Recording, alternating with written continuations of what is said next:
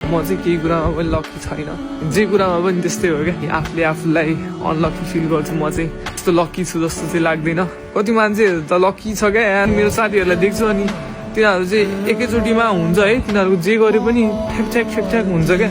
अनि म आफूले आफूलाई चाहिँ जहिले नि यस्तो स्याडनेस बोकेर हिँड्नुपर्छ क्या। सुनाउन खोज्यो भने साथीहरूलाई निकिजाउँछ अनि मन लाग्दैन क्या मलाई त त्यो भन्नलाई पनि।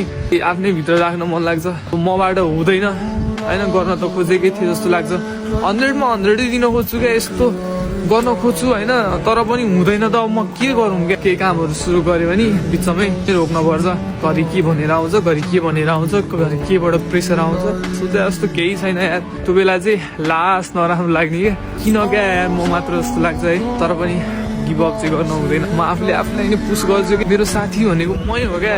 म आफूले आफूलाई नै सम्झाउनु ट्राई गरिरहेको हुन्छु क्या, आफूले आफूलाई नै भनिरहेको हुन्छु ठिक छ अर्को फेर गर्न सक्छस् तैँले, गर गर गर भनेर मैले पुस गरिरहेको हुन्छु क्या। सबैको राम्रो होला लाइफ, मेरो अलिकति फरक छ सबैभन्दा होइन। केही छैन, ठिकै छ। यसलाई पनि म एप्रिसिएट गर्छु। यो कुराहरू मेरो लाइफको पार्ट हो, अझै धेरै कुराहरू सिकाउनेछ। केही कामहरू गऱ्यो भने सधैँ यस्तै हो मेरो चाहिँ। कतिजना हुनुहुन्छ होला म जस्तै, उहाँहरूलाई देख्न पायो भने मलाई फेरि खुसी लाग्छ, ए यो पनि म जस्तो रहेछ भन्ने टाइपको। ल म मात्रै रहेन रहेछु भने खुसी लाग्छ। तर कसैको पनि नहोस् त्यस्तो चाहिँ मैले भोगिरहेको छु, मेरो होस् अरूको चाहिँ नहोस् त्यस्तो लाग्छ मलाई।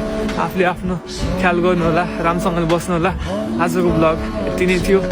Thanks for watching, keep loving more. Bye bye सबजनालाई।